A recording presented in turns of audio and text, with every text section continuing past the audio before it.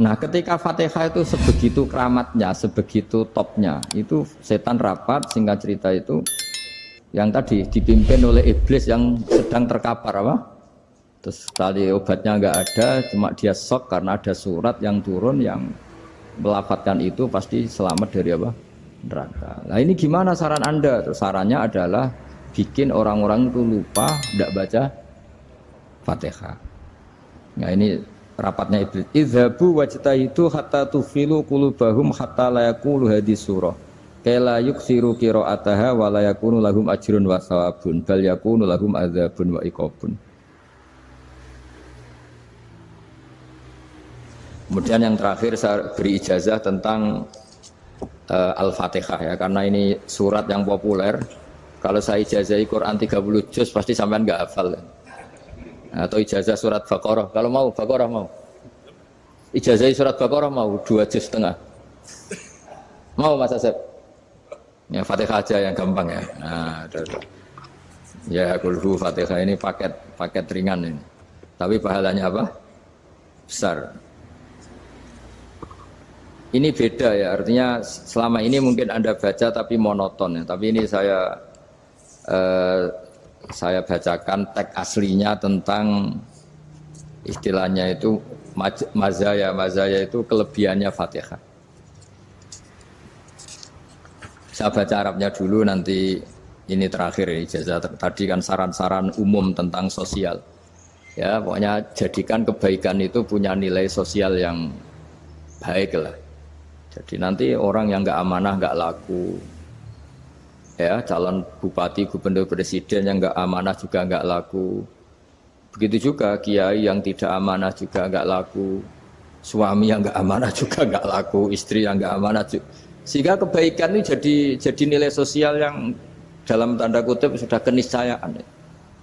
Yang diinginkan Allah itu seperti itu, bukan kebaikan yang dipaksakan karena kekuatan negara. Maksudnya kalau bisa kebaikan itu tidak usah dipaksakan. Memang sudah satu kebutuhan. Kayak cerita-cerita di negara maju itu, bahkan apapun jatuh itu nggak ada yang ngambil apa itu. Makanya gambarannya Mekah Medina kan gitu kan, barang jatuh nggak ada yang berani apa ngambil. Itu saking sudah jadi sistem. Sehingga banyak negara di Eropa itu yang sampai nggak punya tentara, nggak punya polisi karena kebaikan itu sudah. Nah kita kan masih capek, polisinya aja capek apalagi masyarakatnya, karena ya kebaikan itu belum jadi nilai apa bersama. Nah, kita selain ditopang negara, ada polisi, ada tentara, itu kita usahakan kebaikan itu jadi nilai apa bersama. Tadi wa'tamiru bainakum bima'ruf. Dan kita punya reputasi yang bagus dalam bab ini. Saya masih ingat kecil saya itu yang jilbaban hanya keluarga kiai. Sekarang rata-rata masyarakat itu jilbaban. Dulu yang sekolah SMP, SMA itu jilbaban kadang dulu malah dilarang ya, harus sama seperti itu seragamnya. Sekarang sudah boleh. Dan nyaman. Lama-lama yang dapat simpatik ya yang pakai pakaian model tertutup seperti itu. Lama-lama gamane cara wong golek mantu ya golek yang seperti itu daripada yang blodor. Lama-lama jadi nilai bersama. Ya ingin saya seperti itulah. Di terminal juga sama. Orang mau makan cari warung yang kelihatan ada ayat kursinya, pakai jilbab, atau paling enggak dia enggak mungkin lah nyuguhkan yang tiren atau yang haram. Kan ada garansi sosial, ada apa? Ada garansi apa? Sosial dengan penampilan yang soleh itu kan, masa iya nyuguhkan oplosan babi gitu misalnya itu. Jadi nilai sosial itu harus harus benar-benar jadi nilai. Sehingga negara biar enggak capek-capek. Polisi juga gak capek kan, karena tugasnya corong Jawa mau ngawat-ngawati tok, tapi sudah tidak perlu tegang karena kebaikan sudah jadi nilai apa bersama. Ya, ingat-ingat ya ayatnya tadi, wa'tamiru bainakum bima'ruf. Jadi kebaikan itu harus jadi nilai bersama. Iktimar itu menjadi urusan bersama. Makanya kalau kita rapat besar disebut apa? Muktamar. Muktamar itu urusan bersama. Tadi imamnya sholat juga menopang Gojek karena nggak lama-lama nopang Grab, nopang Kernet, nopang penjaga Indomaret, penjaga bensin, pom bensin. Nah dia hanya punya waktu 5 menit terus imamnya baca Baqarah kan.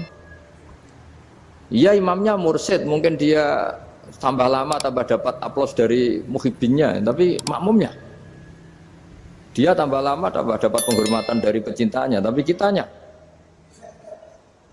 wah khusyuk wali kan dia dapat status naik lah, kita yang sudah tidak ikut jadi wali diganggu apa pekerjaannya. Kalau ada imam seperti itu sampai mufarokoh saja, niat ya Allah sampai sini saja saya makmum orang itu, silakan orang itu punya urusan sendiri dengan jenengan ya sudah, atau salib saja apa. Ya, itu boleh kalau dalam fikih namanya apa mufarokoh. Mufarokoh itu niat, tapi kamu jangan langsung selonong mufarokoh, niat dulu pamit sama Allah bahwa sekarang mau mufarokoh. Ya, tapi ya jadi sholat yang aneh kan, imamnya masih rukuk, kamu terus sujud, terus apa-apa selesai ya. Mungkin dalam pandangan itu orang lain ini maksudnya makmum gimana ini kok begini. Tapi sudahlah Allah Maha tahu. Insya Allah dimaklumi. Ya saya baca tentang Fatihah ya, karena sampean pasti sering baca Fatihah. Supaya apa sekaligus jadi jimat lah gitu. Jadi kalau kamu sering di jalan-jalan yang mungkin sepi atau mungkin kan tidak semua teman Grab itu nasibnya bagus yang di Semarang Jogja. Mungkin yang di Kalimantan di Papua kan ada yang 10 kilo gak ketemu rumah, ya kan? Ya lihat di TV-TV itu kan kasihan kan. Sudah 10 kilo gak ketemu rumah, penumpangnya kuwekar preman tuh kan. Ini makan orang enggak kan gitu. Kan ujiannya dua. Kalau penumpangnya cantik itu ya kecoba syahwat, kalau preman takut. Jadi orang itu selalu ujian itu. Sing sedengan itu kan jarang orang itu. Jadi kalau penumpangnya perempuan cantik ujiannya itu syahwat, kalau preman ujiannya ketakutan. Kalau orang yang lemah bawa uang ujiannya kamu ingin garong. Jadi hidup itu memang semuanya ujian. Liyabluwakum ayyukum ahsanu amala. Makanya saya sering ditanya oleh teman-teman, Gus, nah ujiannya kenal wong wedok elek piye? Sama. Kenal wong ayu ujiannya syahwat, kenal wong elek ujiannya ngenyek, itu sama-sama dosa. Syahwat ya dosa, ngenyek juga dosa. Welek keriting untune metu ya dosa ngomong gitu. Kadang-kadang orang berpikir enak kancanan wong elek gak dosa. Kata siapa kancanan wong elek itu ya dosa karena bawaannya ngenyek. Ngenyek itu menyepelekan itu. Makanya saya itu ya nggak mau berteman sampean. Nanti kan bawaannya ngenyek atau seneng ya enggak tahu saya. Ya sudah ada takdir saja kalau ketemu ya tak ulang ngaji gitu.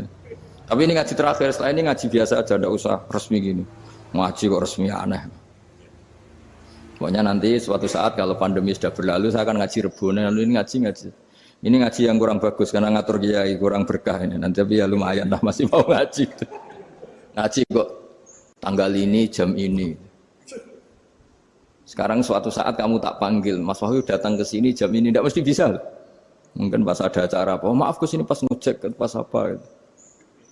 Jadi ya sudah tapi tak maafkan enggak apa-apa. Takdir ya. Tak bacakan supaya sampean tahu keramatnya bismillah. Nah, sebelum saya bacakan bismillah Fatihah, tak beritahu tentang ilmu tafsirnya karena ini penting sekali. Fatihah itu dawuhnya Allah, tentu itu dawuhnya Allah. Saya ulang lagi, itu kalam Allah. Tapi yang sudah diberikan kesampaian ke kita semua. Sehingga seakan-akan itu menjadi dawuhnya kita ke Allah. Jangan salah loh ya. Fatihah itu dawuh Allah tapi sudah diberikan ke kita. Sehingga posisi kita itu yang punya itu.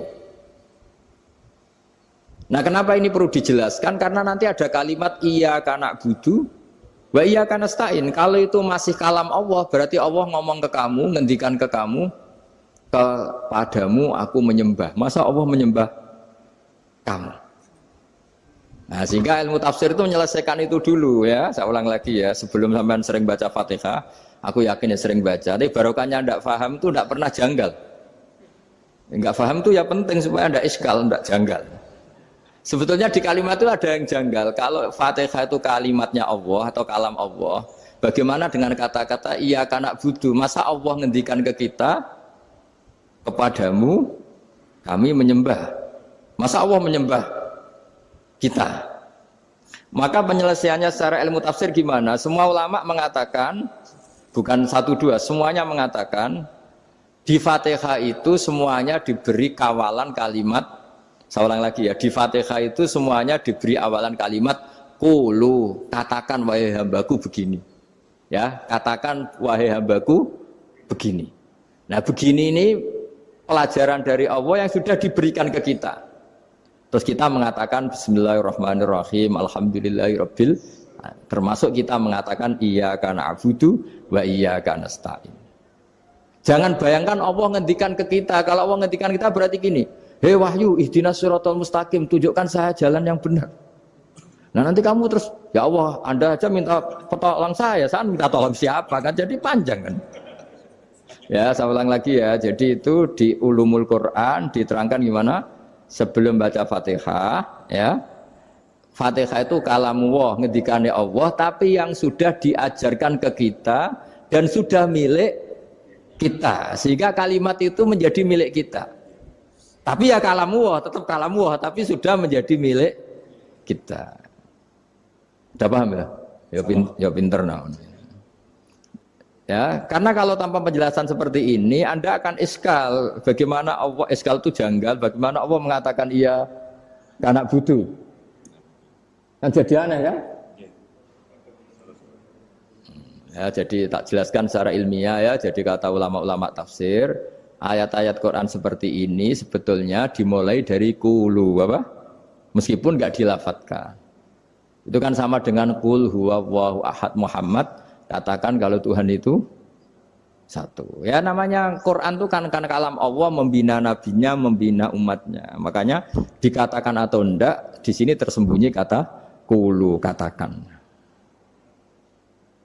Ya, jadi ya ibarat apa itu? Kamu ngajari anak kamu lah, panggil jenengan bapak kulo. Itu maksudnya anak itu kalimat kamu, tapi kamu ajarkan ke anak kamu. Terus anak kamu bilang, Pak jenengan bapak kulo. Nah, ketika kamu mengatakan jenengan, bukan kamu mengatakan jenengan anakku, berarti anakmu itu bapakmu, kan lucu kan? Anak kamu ajari jenengan bapak kulo, kamu engkau bapak saya. Terus anak kamu mengulang jenengan atau kamu bapak saya. Berarti itu kalimat yang kamu ajarkan, tapi sekarang sudah milik anak kamu. Kalau itu kalimat kamu kan lucu, masa anak kamu bilang bapak. Nah itu seperti itu. Jadi ulama memberi solusi atau jawaban iya karena abudu. Ya itu sebelumnya ada kata-kata kulu, katakan wahai hambaku, hubungan kamu dengan saya adalah katakan iya karena butuh, wa iya karena stain. Terus hubungan kamu dengan saya katakan juga dalam doamu ihdinas siratal mustaqim. Jelas ya, jadi itu kalam Allah yang sudah milik kita karena diajarkan Allah untuk kita. Dong ya? Ya dong, gak jelas ya. Tapi bagus, gak jelas itu bagus. Kalau kamu jelas gak jadi digrab, jadi gubernur.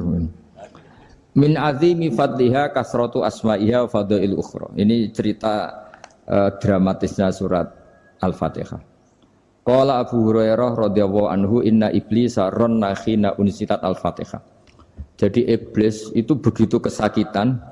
Ini kitab Abu Abul Farad karangannya Sayyid Muhammad Alawi, juga kutipan dari beberapa kitab. Yang jelas beliau sendiri juga ngutip dari beberapa riwayat di beberapa hadis, halaman 1, 2, 3. Ketika Fatihah turun itu iblis kesakitan, kayak orang sakit gigi lah, tersiksa sisanya karena turunnya surat apa? Al-Fatihah. Artinya kalau Anda baca Fatihah dijiwai, maka Anda melemahkan setan, melemahkan iblis. Wa qala Mujahid khina unzilat Fatihatul kitab ronna fastama indahu asyayatin. Jadi ketika Fatihah itu turun, iblis itu terkapar lah kira-kira, sampai dijenguk banyak setan. Jadi kemana di ICU lah kira-kira gitu kalau sekarang itu, entah COVID entah enggak tahu, pokoknya di ICU sampai dijenguk banyak setan. Enggak tahu bawa apa enggak tahu, pokoknya dijenguk banyak setan. Ono yang nyangoni karena ini apa? Ketuanya apa? Pingsan, sakit. Jadi iblis itu sakit sampai dijenguk anak buahnya setan-setan. Ya, semoga kalian semua tidak kenal setan. Kalau kenal berarti teman, apa? Wa qalu misla dzalik wa qala lahum laisa mimma taquluna syai'un walakin unzilat suratun laisa ajru qailiha illa an harrama alaihi nar jahannam. Saya ini bukan sakit fisik kata iblis. Kamu tidak usah jenguk saya, datangkan dokter terbaik, tidak usah. Saya ini tidak sakit fisik. Saya ini sakit karena ada surat yang diturunkan, yang pahala yang melafatkan surat itu pasti selamat dari neraka. Padahal misi terbesar saya ini supaya manusia masuk neraka. Sekarang punya tamengnya. Wah pusing kan? Ya seperti orang lah, goda sampean ternyata sampean setia, itu kan pusing. Nah ternyata tidak setia, itu yang akhirnya ribet kan itu. Jadi iblis itu cita-cita terbesarnya kan semua orang itu masuk neraka. Nah sekarang turun satu surat yang gara-gara surat itu siapapun yang baca dijamin selamat dari neraka. Jadi walakin unzilat suratun laisa ajru qailiha illa an harramallahu alaihi nar jahannam. Karena jadi dia shock lah, kalau orang di Jawa itu bilang shock. Aduh sial nasib saya ini umat nggak bisa saya goda lagi karena punya tamengnya tadi punya. Qad tolakaidukum makrukum. Rekayasa kalian sekarang itu tidak ada gunanya semua. Nah, ini alhamdulillah di Indonesia kelihatan kan banyak yang miskin, banyak yang susah. Tapi selagi mereka masih sholat, itu keinginan mencari halal itu masih tinggi. Kayak apa kita di tengah kota, jauh dari anak istri, jauh dari tetangga. Biasanya kalau orang jauh dari anak istri, tetangga kan sakar PDW. Tapi yang soleh masih banyak, sudah jauh dari keluarga tetap lurus. Loh, kalau yang dekat lurus kan wajar, konangan wong akeh kan. Ini sudah jauh masih lurus. Nah ini nggak lepas dari barokahnya surat apa? Surat Fatihah tadi. Jadi karena ada surat yang menjamin pelafalnya atau qailiha terbebas dari api neraka. Wa qalat as-sayatinu lahu is ayyusai'in ta'muruna ya maulana. Faqala lahum idhabu wajtahidu hatta tukhfilu qulubahum hatta la yaqulu hadhihi surah. Lalu kita gimana? Jari para setan gitu. Lalu kita gimana? Terus kata iblis, sudah bikin mereka lupa sehingga tidak baca lagi. Selagi masih baca kita pasti keok. Jadi kalau sampean sudah jarang baca Fatihah itu berarti sudah bagian dari kemenangan apa? Iblis. Jadi kalau sampean sudah jarang baca Fatihah itu berarti bagian dari kekalahan Anda, kemenangan iblis. Masih sering baca? Berapa kali? 5 kali sholat. Terus apa lagi? Kalau ngajarin juga kok 5 kali tok itu? Berarti pas sholat fardu tok itu? Enggak 5 kali itu mendingan itu 17. Kamu itu ngitungnya jangan 5 ini. 5 waktu itu berarti lumayan kan? Berapa? 17 ya? Ya. 17 ya? Ya. 17, tapi kalau makmum tuh sering separuh kan, apalagi makmum tarawih. Ya kan? Makmum tarawih itu bacanya Fatihah ada yang sempurna enggak ya? Ya enggak lah. Baru alhamdulillah rabbil alamin mampu ruko ikut ruko gitu. Makmum kan yang tarawih lah Mas. Kalau tarawih jarang sempurna ya. Fatihahnya itu. Kan imam sudah ruko. Kamu bacanya Fatihah sampai mana tuh? Baru setengah ya. Ya paling pas tarawih aja kan enggak sempurna ya. Apalagi kalau imamnya sing kilat tuh waduh malah. Nah, ketika Fatihah itu sebegitu keramatnya, sebegitu topnya, itu setan rapat singkat cerita itu yang tadi dipimpin oleh iblis yang sedang terkapar apa? Terus tadi obatnya enggak ada, cuma dia shock karena ada surat yang turun yang melafatkan itu pasti selamat dari apa? Neraka. Nah ini gimana saran Anda? Terus sarannya adalah bikin orang-orang itu lupa tidak baca Fatihah. Nah ini rapatnya iblis. Idhabu wajtahidu hatta tufilu qulubahum hatta la yaqulu hadhihi surah. Kala yuksiru qira'ataha wa la yakunu lahum ajrun wa thawabun bal yakunu lahum adzabun wa iqabun.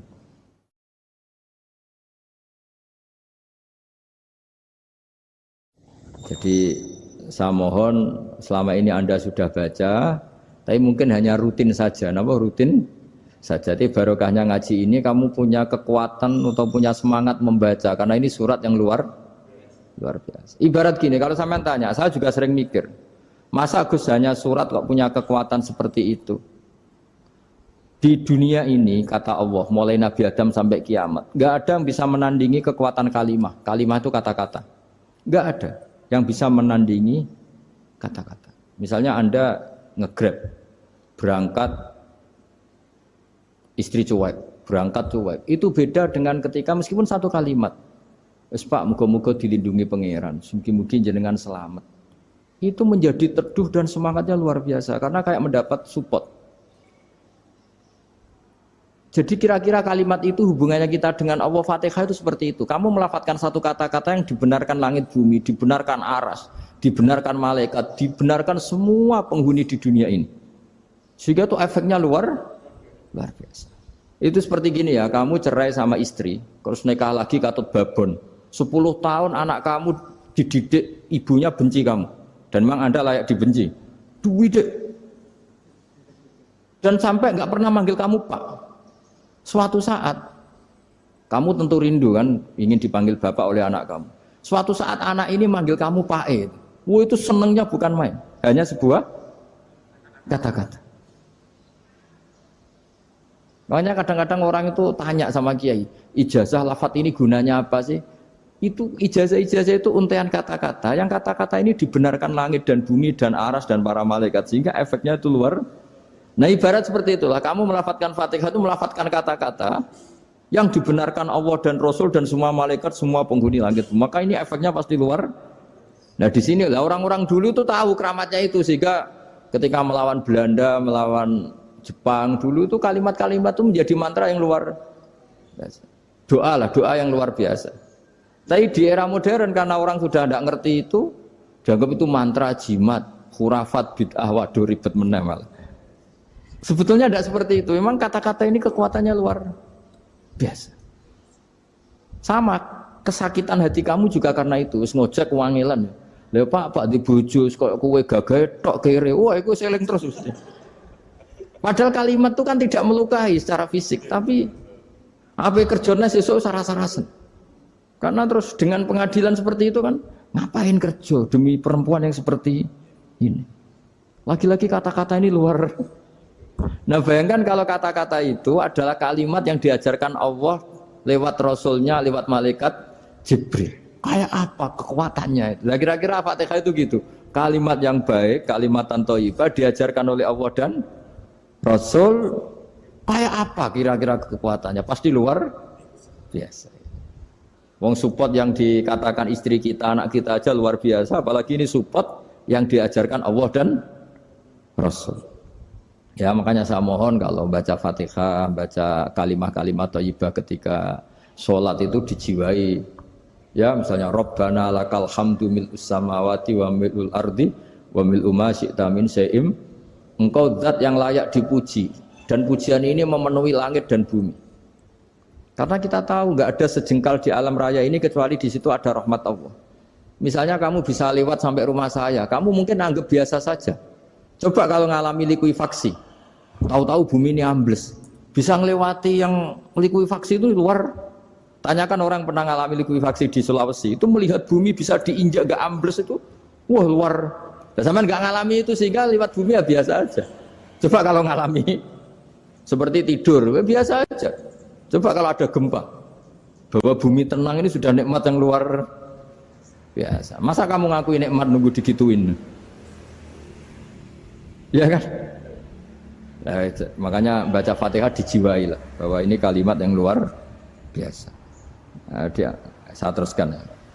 Warwa Muslimun fi sahihihi an Ibnu Abbas radhiyallahu anhuma annahu qala bainama Jibril alaihi salam qaidun dan Nabi itsami anaqidan min fawqih farafa'a ra'sahu faqala hadza babun minas sama futihal yawma lam yuftaqadhu ilal yaum fanazala minhu malakun faqala hadza malakun nazza ilal ardi wa lam yanzil qattu ilal yauma fasallim waqal absyir binuraini qad uti tahuma lam yu'tahuma nabiyyun qablak Fatihatul kitab wa khawatimu suratil Baqarah.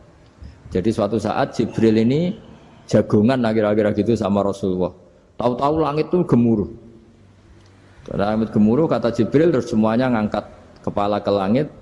Ini pintu langit baru ini dibuka, yang sebelumnya tidak pernah dibuka seperti ini.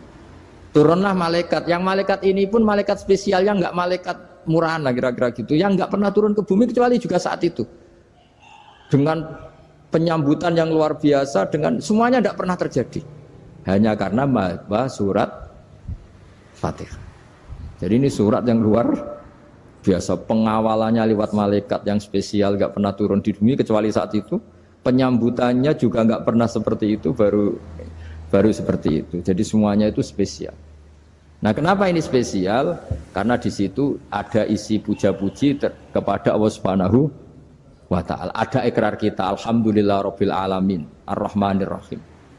Ikrar ini penting. Kalau contoh paling gampang gitulah. Kamu punya istri selama ini cerewet terus. Suatu saat ngomong, Pak, tak angen-angen ra ono wong lanang koyo sampeyan. Wah, itu langsung tidak ada lelaki sebaik engkau. Itu sama senengnya, masya Allah. Karena ada ikrar dari seorang istri ke kamu.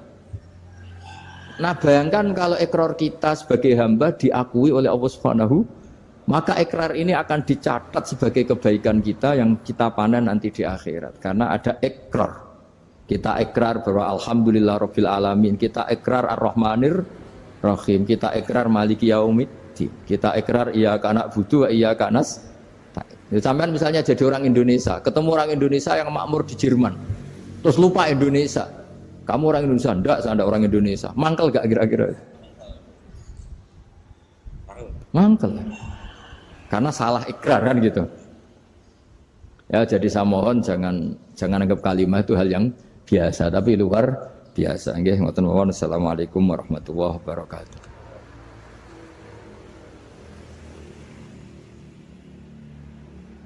Saya berkali-kali kampanye di mana-mana lah, kampanye dan menganjurkan. Di antara catatan dalam Suhufi Ibrahim wa Musa kan ada kan di Quran itu yang dinamakan lampiran-lampiran wasiatnya Nabi Ibrahim dan Nabi apa? Musa. Itu di antara catatannya begini. Orang yang punya akal itu adalah orang yang bisa menikmati sesuatu yang baik. Misalnya gini, contoh gampang gini. Kamu punya anak pertama atau punya anak yang masih kecil, itu gendong tuh senangnya bukan main. Melihat anak sehat tuh senangnya bukan main. Mungkin saat itu banyak orang yang sedang maksiat dengan perempuan nakal atau dengan teman-teman nakalnya, yang nganggap seperti itu tidak nikmat. Tapi andaikan ini ditimbang ya ditimbang. Yang maksiat betulan, misalnya paling ukuran bahagianya itu 70%. Tapi yang ini, yang nimang anak baru lahir atau masih kecil, corong Jawa ngeloni anak, bisa saja bahagianya itu sampai 100%.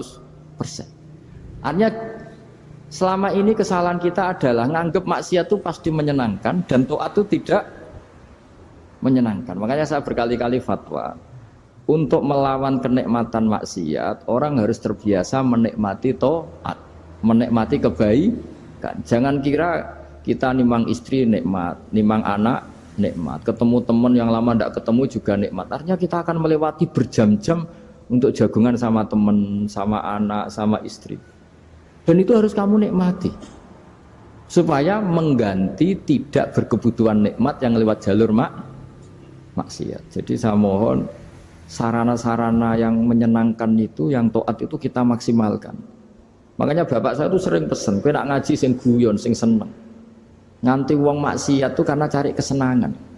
Coba kalau kesenangan itu sudah didapatkan saat taat, maka tidak butuh lagi kesenangan yang berbentuk maksiat. Makanya orang-orang wali dulu kalau sudah sholat itu gak bisa berhenti karena merasa nikmat. Makanya Nabi pernah ngendikan wa qurratu aini fi sholat, nyaman saya itu kalau sedang sholat.